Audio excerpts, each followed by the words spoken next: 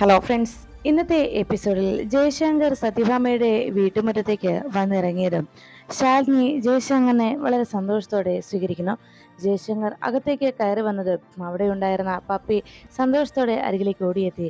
Hi uncle എന്ന് വിളിച്ചുകൊണ്ട് വിശേഷം പറഞ്ഞ് അരികിലേക്ക് എത്തിയ പപ്പിയോട് വിശേഷങ്ങൾ തിരിച്ചും ജയശങ്കർ അന്വേഷിച്ചു. ഇപ്പോൾ മോൾക്ക് കുഴപ്പമൊന്നുമില്ലല്ലോ അല്ലേ എന്നെല്ലാം ചോദിച്ച് കുശലാന്വേഷണം എല്ലാം നടത്തിയതിന് ശേഷം ജയശങ്കർ എല്ലാവരെയും നോക്കി അവിടേക്ക് താൻ ഇതിനു മുമ്പ് വന്നപ്പോഴും ഇങ്ങനെ ഒരു ആവശ്യമായിട്ട് ഇനി ഇവിടേക്ക് വരേണ്ടി വരുമെന്ന് ഒരിക്കലും കരുതിയില്ല എന്ന് ജയശങ്കർ എല്ലാവരോടുമായി അറിയിച്ചു.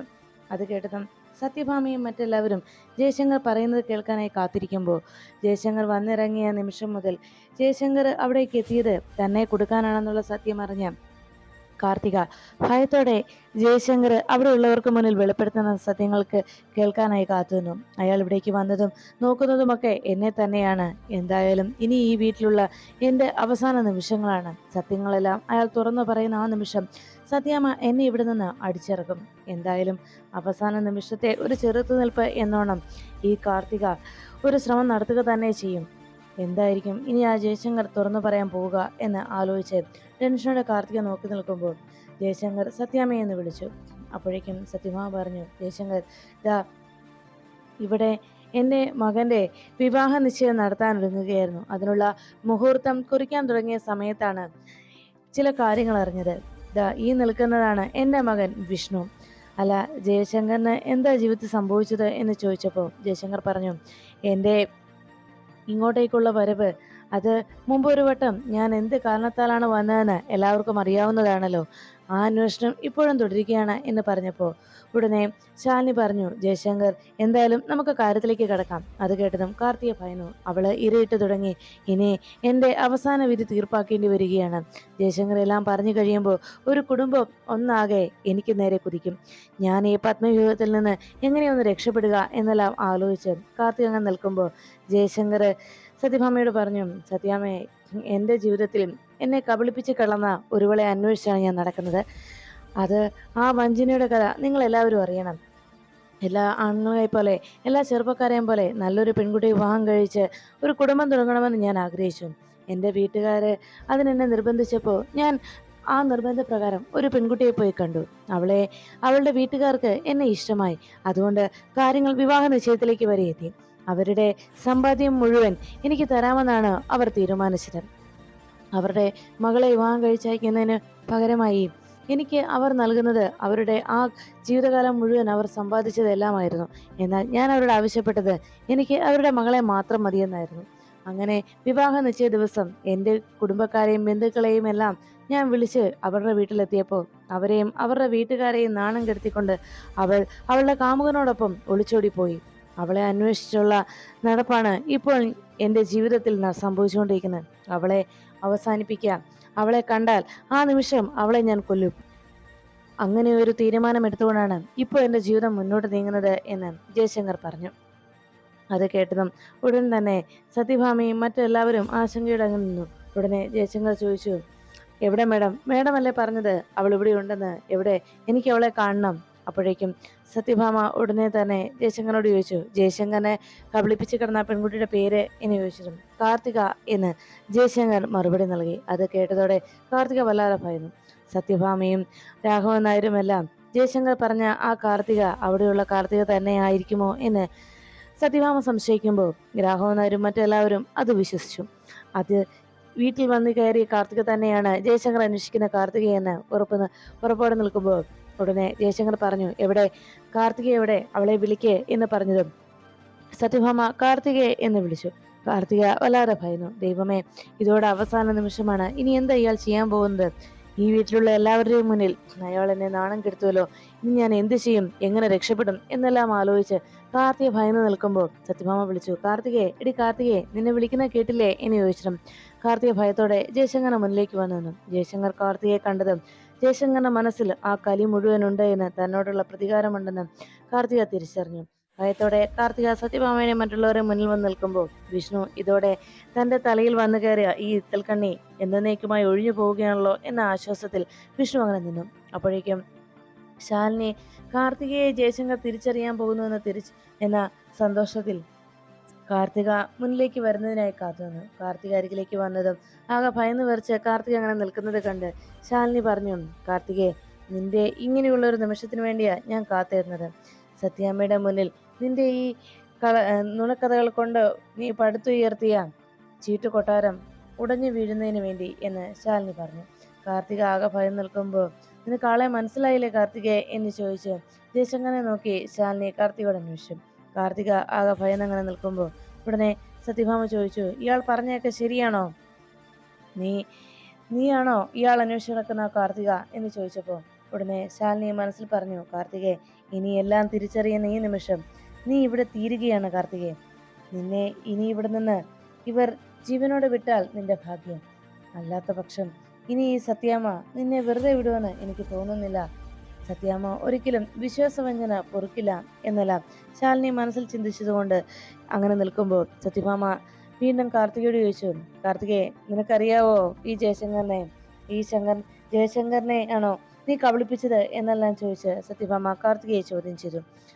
കാർത്തിക ഒന്നും മിണ്ടാൻ നിൽക്കുമ്പോൾ വീണ്ടും സത്യഭാമ ചോദിച്ചു, കാർത്തികയെ, നിന്നോടാ ചോദിച്ചത്, നിനക്കറിയാമോ ഈ ജയശങ്കറിനെ എന്ന് ചോദിച്ചതും കാർത്തിക വല്ലാത്ത ആശങ്കയിൽ അത് പിന്നെ എന്ന് പറഞ്ഞ് കാർത്തിക മറുപടി നൽകാൻ ഒരുങ്ങുമ്പോഴേക്കും ജയശങ്കർ ചോദിച്ചു, ഇതാണോ നിങ്ങൾ പറഞ്ഞ കാർത്തിക, ഇതാണോ നിങ്ങൾ പറഞ്ഞ പെണ്ണ് എന്ന് ശാലിനിയോട് ജയശങ്കർ അന്വേഷിച്ചു.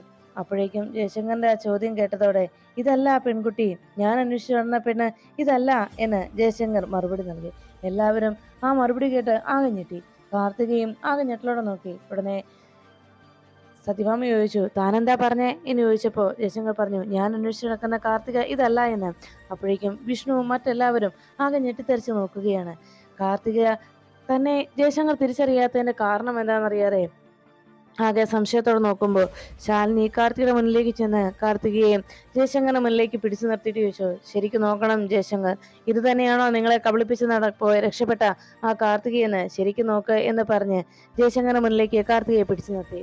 ജയശങ്കർ കാർത്തികയെ ഒന്ന് രൂക്ഷമായി നോക്കിയിട്ട് ഭയന്ന് നിൽക്കുന്ന കാർത്തികയെ നോക്കി വീണ്ടും ശാലിനിയെ നോക്കിയതിനു ശേഷം ആ കാർത്തികയുടെ മുഖം നോക്കിയിട്ട് പറഞ്ഞു, ഇല്ല, ഇത് തന്നെയല്ല, എനിക്കറിയില്ല ഈ പെൺകുട്ടിയെ എന്ന് പറഞ്ഞു. അപ്പോഴേക്കും വീണ്ടും ശാലിനി ചോദിച്ചു, കൃത്യമായി നിങ്ങൾ സൂക്ഷിച്ചു നോക്ക്. അപ്പോഴേക്കും ജയശങ്കർ പറഞ്ഞു, എനിക്കറിഞ്ഞൂടെ എന്നെ കബളിപ്പിച്ച് കിടന്ന ഞാൻ വിവാഹം കഴിക്കാനിരുന്ന പെൺകുട്ടിയെ, ഇതല്ല അവൾ, എനിക്കുറപ്പുണ്ട്, ഇതല്ല അവളെ എനിക്ക് ഒരിക്കലും മറക്കാനുമാവില്ല എന്ന് പറഞ്ഞ് ജയശങ്കർ കാർത്തികയെ രക്ഷപ്പെടുത്തും വണ്ണം മറുപടി നൽകിയത് കേട്ട് കാർത്തികാകെ സംശയിച്ചു. ഇവനെന്താ എന്നെ മനസ്സിലായില്ലേ എന്നിങ്ങനെ കാർത്തികാകെ സംശയിച്ചു വെക്കുമ്പോൾ വേഗം സത്യഭാമ കാർത്തികയെ പിടിച്ചു മാറ്റിയിട്ട് ശാലിനിയുടെ മുന്നിലേക്ക് നിന്നിട്ട് പറഞ്ഞു, മതി നിന്റെ നാടകം. ജയശങ്കർ ഉറപ്പാണോ ഇതല്ല കാർത്തികയെന്ന് എന്ന് ചോദിച്ചതും അതേ സത്യമേ, ഇതല്ല ഞാൻ അന്വേഷിച്ചെടുക്കുന്ന കാർത്തിക. അപ്പോഴേക്കും വീണ്ടും ജയശങ്കർ അങ്ങനെ ഒരു കളവ് പറഞ്ഞത് കേട്ട് ശാലിനി ആകെ ടെൻഷനിൽ. ഈ മേഡം വിളിച്ചത് കൊണ്ടാണ് ഞാൻ ഇങ്ങോട്ട് വന്നത്, നിങ്ങളെല്ലാവരും എന്നോട് ക്ഷമിക്കണം, നിങ്ങളെ ബുദ്ധിമുട്ടിച്ചതിൽ എന്നോട് ക്ഷമിക്കണം എന്ന് പറഞ്ഞ് അവിടുന്ന് ജയശങ്കർ പോകാൻ തുടങ്ങുമ്പോൾ ശാലിനി ചോദിച്ചു, ജയശങ്കർ ഒന്നുകൂടി നോക്ക് എന്ന് പറഞ്ഞപ്പോൾ ജയശങ്കർ പറഞ്ഞു, വിവാഹം കഴിക്കാനെന്ന പെൺകുട്ടിയെ എനിക്കറിഞ്ഞൂടെ, എന്നെക്കാളേറെ നിശ്ചയം നിങ്ങൾക്കാണോ എന്ന് ചോദിച്ച് ജയശങ്കർ അവിടെ നിന്ന് പോകുന്നു. സത്യാമ്മ ഞാൻ ഇറങ്ങുക എന്ന് പറഞ്ഞ് ജയശങ്കർ അവിടെ നിന്ന് പോയതിനു ശേഷം ശാലിനിയുടെ നേരെ സത്യഭാമ തിരിയുന്നു. നിന്റെ നാടകം ഇനി ഇവിടെ വേണ്ട, നീ പറഞ്ഞതൊക്കെ ഞങ്ങളങ്ങ് വിശ്വസിക്കുമെന്നാണോ നീ കരുതിയത്? ഒരു തെറ്റും ചെയ്യാത്ത ഒരു പാവം പെൺകുട്ടിയുടെ മേൽ നീ എന്തെല്ലാം കുറ്റങ്ങളാണ് ആരോപിച്ചത്? എനിക്ക് അറിയാം നിന്റെ മനസ്സിലിരിപ്പ് എന്താണെന്ന്. പക്ഷേ ഇനി നിന്റെ ഇത്തരത്തിലുള്ള നാടകങ്ങളൊന്നും ഈ സത്യഭാമയുടെ മുന്നിൽ എടുക്കണ്ട. എനിക്ക് നിന്നെ കൃത്യമായിട്ട് അറിയാം. അതുകൊണ്ട് ഇനി ഇതുപോലെ എന്തെങ്കിലും നാടകങ്ങളായി നീ വന്നാൽ പിന്നെ നീ കളക്ടറാണെന്നൊന്നും ഞാൻ നോക്കില്ല എന്ന് പറഞ്ഞപ്പോൾ രാഘവനാർ വിളിച്ചു, ഭാമയെ, നീ ശാലിനിയെ കുറ്റപ്പെടുത്തണ്ട, ശാലിനി അങ്ങനെയൊന്നും തെറ്റൊന്നും ചെയ്യില്ല, അയാൾക്ക് ചിലപ്പോ എന്ന് പറഞ്ഞതും, അല്ലെങ്കിലും നിങ്ങൾ ഇവളെ ന്യായീകരിച്ചങ്ങ് എപ്പോഴും അങ്ങനെ തന്നെയാണല്ലോ, അവളെ ന്യായീകരിച്ചുകൊണ്ടിരുന്നോ എന്ന് പറയുമ്പോൾ ശാലിനി പറഞ്ഞു, സത്യാമ്മേ ഞാൻ എന്ന് പറഞ്ഞ് ശാലിനി കാര്യം പറയാൻ തുടങ്ങുമ്പോഴേക്കും സത്യഭാമ പറഞ്ഞു, മതി, നിർത്തിക്കോ, ഇനി മേലാൽ നീ അങ്ങനെ വിളിച്ചു പോകരുത്. നീ എന്നെ അങ്ങനെ വിളിക്കുമ്പോൾ എനിക്ക് എന്നോട് തന്നെ വെറുപ്പ് തോന്നുകയാണ്. ഒരു കാര്യം ഞാൻ പറഞ്ഞേക്കാം, ഇതോടെ നിർത്തിക്കോണം നീ. ഇവൾക്ക് പിന്നാലെയുള്ള, എൻ്റെ കുഞ്ഞിന് പിന്നാലെയുള്ള നിന്റെ ഈ CID പണി മതിയാക്കിക്കോ, അതാ നിനക്ക് നല്ലത്. ഇവളെ ഞാൻ എൻ്റെ മരുമകളെ അംഗീകരിച്ചു കഴിഞ്ഞു, ഇനി ഉടൻ തന്നെ അതിനുള്ള എല്ലാ ചടങ്ങുകളും ഇവിടെ നടന്നിരിക്കും എന്ന് സത്യഭാമ കാർത്തികയെ മുന്നിൽ പിടിച്ചു നിർത്തി ശാലിനിയെ വെല്ലുവിളിക്കും വണ്ണം പറയുന്നു. അതിനുശേഷം കാർത്തികയുടെ കൈപിടിച്ച സത്യഭാമ പറഞ്ഞു, മോളെ നീ എന്നോട് ക്ഷമിക്ക്. ഇവൾ പറഞ്ഞതൊക്കെ ഞാൻ ഒരു അല്പസമയത്തേക്ക് വിശ്വസിച്ചു പോയി. എന്നോട് ക്ഷമിക്ക് എന്ന് പറയുമ്പോൾ ഉടനെ കാർത്തിക പറഞ്ഞു, അയ്യോ സത്യാമ്മ, എന്നോട് ക്ഷമയൊന്നും ചോദിക്കരുത്. സത്യാമ്മ എന്റെ കൺകണ്ട ദൈവമാണെന്ന് പറഞ്ഞ് സത്യഭാമയെ കെട്ടിപ്പിടിച്ച് അങ്ങനെ കാർത്തിക പൊട്ടിക്കരയുന്നത് കണ്ട് വിഷ്ണു കലിയോടെ നോക്കുന്നു. അപ്പോഴേക്കും പൊന്നിയും ആകെ സംശയത്തോടെ ശാലിനിയെ നോക്കി. ശാലിനി തന്റെ മുന്നിൽ വീണ്ടും തോറ്റു എന്നതിന്റെ അഹങ്കാരത്തിൽ ശാലിനിയെ തനിക്ക് തോൽപ്പിക്കാൻ സാധിച്ചു എന്ന സന്തോഷത്തോടെയുള്ള നോട്ടം കാർത്തിക ശാലിനിക്ക് നേരെ എറിയുമ്പോൾ വിഷ്ണു കലിയോടെ കാർത്തികയെ നോക്കുന്നു. ഈ ഇത്തിൽക്കണ്ണി ഇനിയും എന്റെ തലയിൽ നിന്ന് പോയില്ലല്ലോ എന്ന നിരാശ വിഷ്ണുവിന്റെ മനസ്സിലും മുഖത്തും പ്രകടമാകുന്നു. അതിനുശേഷം അവിടുത്തെ സംഭവങ്ങളെല്ലാം ശുഭകരമായി അവസാനിച്ചതിന് ശേഷം റൂമിലേക്ക് എത്തിയ കാർത്തിക ആകെ സംശയത്തിലായി. അല്ല, എന്തായിരിക്കും അവൻ ഞാനല്ല അവനെ വഞ്ചിച്ച് കടന്ന പെൺകുട്ടിയെന്ന് കള്ളം പറഞ്ഞത്? അവൻ എന്തുകൊണ്ടാണ് എന്നെ ചൂണ്ടിക്കാട്ടാതെ പോയത്? എന്തായിരിക്കും അവന് പിന്നിൽ? മറ്റെന്തെങ്കിലും ഉദ്ദേശം കാണുമോ? അതോ ഇനിയും വരാൻ പോകുന്ന വലിയ പ്രശ്നങ്ങൾക്ക് മുന്നോടിയാണോ ഈ ചെറിയൊരു സമാധാനം? എന്തായിരിക്കും കാരണം എന്നെല്ലാം ആലോചിച്ച് കാർത്തിക് അങ്ങനെ ആശങ്കപ്പെട്ട് നിൽക്കുമ്പോഴാണ് മധുശ്രീയുടെ ഫോൺ കോൾ. മധുശ്രീ ഒന്ന് വിളിക്കാമെന്ന് പോലും കരുതി ഫോണും കയ്യിലെടുത്ത് ബാൽക്കണിയിലെത്തി സംശയത്തോടെ നിൽക്കുമ്പോൾ മധുശ്രീ വേഗം കാർത്തികയെ വിളിച്ചു. ഫോൺ അറ്റൻഡ് ചെയ്ത കാർത്തിക ഹലോ മധുശ്രീ എന്ന് പറഞ്ഞപ്പം, എന്തു പറ്റി? നിന്റെ ശബ്ദത്തിന് വല്ലാത്തൊരു ഇടർച്ച. എന്താ കാര്യം? നിന്നെ വിവാഹം കഴിക്കാമെന്ന് വിഷ്ണു വിവാഹം കഴിക്കില്ല എന്ന് പറഞ്ഞോ? അതോ സത്യഭാമ എല്ലാ കാര്യങ്ങളും തിരിച്ചറിഞ്ഞോ? ഇതൊക്കെ കേട്ടതും ഉടനെ കാർത്തിക പറഞ്ഞു, ഇതൊന്നുമല്ല മധുശ്രീ, ഇന്നത്തോടെ എല്ലാം അവസാനിക്കുമായിരുന്നു. അത് കേട്ടതും മധുശ്രീ ചോദിച്ചു, എന്താ നിന്റെ അനാഥയാണെന്ന് പറഞ്ഞ നിന്റെ അച്ഛനമ്മമാരെല്ലാം നിന്നെ അരികിലേക്ക് അന്വേഷിച്ചെത്തിയോ എന്ന് ചോദിച്ചപ്പം, അതൊന്നുമല്ല, ആ ജയശങ്കർ എന്നെ അന്വേഷിച്ചു വന്നു. ജയശങ്കർ ഇവിടെ വന്നിരുന്നു. അത് കേട്ടതും മധുശ്രീ ചോദിച്ചു, എന്നിട്ട് അവനവിടെ വന്നിട്ട് എന്താ പറഞ്ഞ്? നിന്നെ തിരിച്ചറിഞ്ഞോ? എല്ലാ സത്യങ്ങളും എല്ലാവർക്കും മുന്നിൽ വിളിച്ചു പറഞ്ഞോ? എന്താ എന്താ അവിടെ സംഭവിച്ചത് എന്ന് ചോദിച്ചപ്പോ, അതോ നിന്നെ വിവാഹം കഴിച്ച് അവിടുന്ന് നിന്നെ കൂട്ടിക്കൊണ്ടു പോകണമെന്ന് ആവശ്യപ്പെട്ടോ? എന്താ സംഭവിച്ചതെന്ന് മധുശ്രീ ചോദിച്ചതും കാർത്തിക പറഞ്ഞു, മധുശ്രീ, അവൻ എന്നെ തിരിച്ചറിഞ്ഞില്ല. ഞാനാണെന്ന് അവൻ പറയുമെന്നാണ് ഞാൻ കരുതിയത്. പക്ഷെ അവൻ ഇവിടെ വന്ന് എന്നെ അറിയില്ല എന്നും ഞാനല്ല പെൺകുട്ടിയെന്നുമാണ് പറഞ്ഞത്. അതെന്താണെന്ന് മാത്രമാണ് എനിക്ക് മനസ്സിലാകാത്തത് എന്ന് കാർത്തിക ചോദിക്കുമ്പോൾ ഉടനെ മധുശ്രീ പറഞ്ഞു, എടി, നിന്നെ മനസ്സിലായില്ലെന്ന് അവൻ പറഞ്ഞു.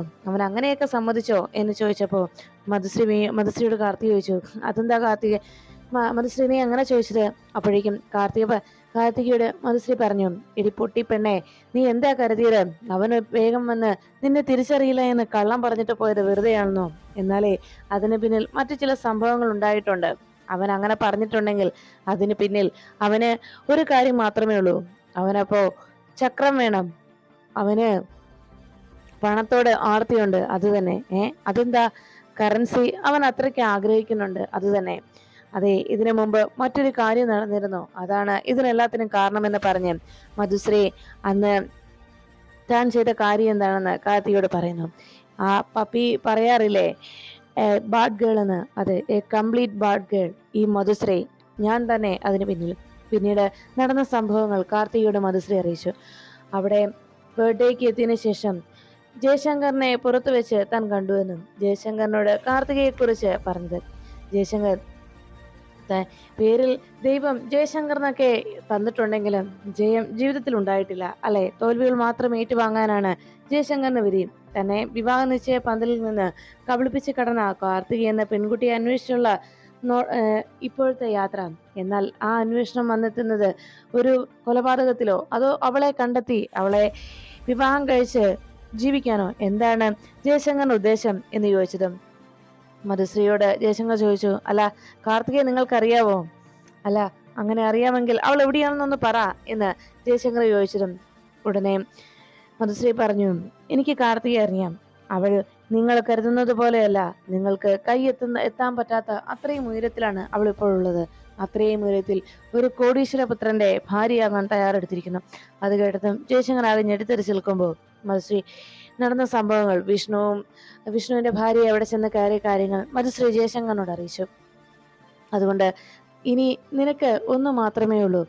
ഇനിയും അവളുടെ ജീവിതം തകർക്കാതെ നീ മുന്നോട്ട് നീങ്ങുകയാണെങ്കിൽ, അവളെ കണ്ടെത്താനുള്ള ശ്രമം നീ ഇവിടെ ഉപേക്ഷിക്കുകയാണെങ്കിൽ, ഇനിയും നിനക്ക് മുന്നോട്ട് ജീവിക്കുന്നതിന് വേണ്ടിയുള്ള കറൻസി ഞാൻ നൽകും. നീ അവളെ ശല്യപ്പെടുത്താനോ അവളുടെ പിന്നാലെ നടന്ന് അവളുടെ ജീവിതം തകർക്കാനോ നോക്കാതിരിക്കുകയാണെങ്കിൽ നീ ആവശ്യപ്പെടുന്ന തുക ഞാൻ തരാം. അതല്ല എങ്കിൽ അതിലും മേലെ നീ പ്രതീക്ഷിക്കുന്നതിലും അപ്പുറം തുക ഞാൻ നിനക്ക് നൽകിയിരിക്കും. നീ തന്നെ തീരുമാനിക്ക്. ഇങ്ങനെ അവളെ അന്വേഷിച്ച് അലഞ്ഞു തിരിഞ്ഞ് നിന്റെ ജീവിതം നശിപ്പിച്ചു കളയണോ? അവളെ കൊന്ന് ജീവിതകാലം മുഴുവൻ നീ ഒരു കുറ്റവാളിയെ പോലെ കഴിയണോ? അതോ നിനക്ക് നിന്റെ ജീവിതം സുരക്ഷിതമാക്കുന്നതിന് നീ ആഗ്രഹിക്കുന്നതിനേക്കാളേറെ പണം വേണോ? എന്താ വേണ്ടതെന്ന് നീ തന്നെ തീരുമാനിക്കുക എന്ന് ജയശങ്കറിനോട് മധുശ്രീ അറിയിക്കുന്നു. ആ വാക്കുകൾ ജയശങ്കർ വിശ്വസിച്ചുകൊണ്ട് കാർത്തിക എന്ന പെൺകുട്ടിയെ തനിക്കറിയില്ല എന്ന കളവ് സത്യാമ്മയ്ക്ക് മുന്നിൽ വന്ന് പറഞ്ഞത് അതിന് പിന്നിൽ തന്റെ ബുദ്ധിയായിരുന്നു എന്നുള്ള സത്യം കാർത്തിക മധുശ്രീയെ അറിയിക്കുന്നു. അതുകൊണ്ട് ഇനി എത്രയും വേഗം വിഷ്ണുവുമായിട്ടുള്ള നിന്റെ വിവാഹം നടത്തുന്നതിന് വേണ്ടിയുള്ള നീക്കങ്ങളാണ് നീ നടത്തേണ്ടതെന്നും അതിന് സത്യഭാമയെ എത്രയും വേഗം പ്രേരിപ്പിക്കുകയാണ് നീ ചെയ്യേണ്ടതെന്നും മധുശ്രീ കാർത്തികയ്ക്ക് ഉപദേശം നൽകുന്നു. പിന്നീട് ശാലിനി അവിടേക്ക് വന്നതിന് ശേഷം ഒരു വിവരവും അറിയാത്തത് കൊണ്ട് എന്താണ് അവിടെ സംഭവിച്ചതെന്നും ഒപ്പം ശ്യാമയുടെ ഇപ്പോഴത്തെ നില എന്താണെന്നും ശ്യാമയും ശാലിനിയും നടത്തുന്ന നാടകത്തെക്കുറിച്ച് ആരെങ്കിലും അറിഞ്ഞിട്ടുണ്ടാകുമോ? ശാലിനി ഒന്നും പറയാതെ അവിടെ നിന്ന് പോകുന്നതിന് ശേഷം ഒരു വിവരവും അറിയാത്തതിന്റെ ആശങ്കയിൽ ശാലിനി അന്വേഷിച്ച് സത്യഭാമയുടെ വീട്ടിലേക്ക് ശാരദാമ്മ എത്തുന്നു. ശാരദാമ്മ വന്ന് കയറുന്ന ആ നിമിഷത്തിൽ സത്യഭാമ വിഷ്ണുവിന്റെയും കാർത്തികയുടെയും വിവാഹം നടത്തുന്നതിന് വേണ്ടി അവർ അച്ചടിച്ചിടക്കിയ ആ ക്ഷണക്കത്ത് അവിടേക്ക് വന്നെത്തിയ ശാരദാമ്മയുടെ കൈകളിലേക്ക് സത്യഭാമ നൽകുന്നു. എന്തായാലും ശാരദാമ്മ എത്തിയത് നന്നായി. ആദ്യത്തെ കുറി ശാരദാമ്മയ്ക്ക് തന്നെ ഇരിക്കട്ടെ. ശാരദാമ്മയും കുടുംബവും സസന്തോഷത്തോടെ അവിടെ ഈ മംഗളകർമ്മത്തിൽ പങ്കെടുക്കാനായി എത്തണം. വിവാഹത്തിൽ തീർച്ചയായിട്ടും എത്തിയിരിക്കണം. പിന്നെ ഗോപാലകൃഷ്ണനെ പ്രത്യേകം ഈ ക്ഷണം അറിയിക്കണം എന്ന് സത്യഭാമ ശാരദാമ്മയോട് അറിയിക്കുന്നു.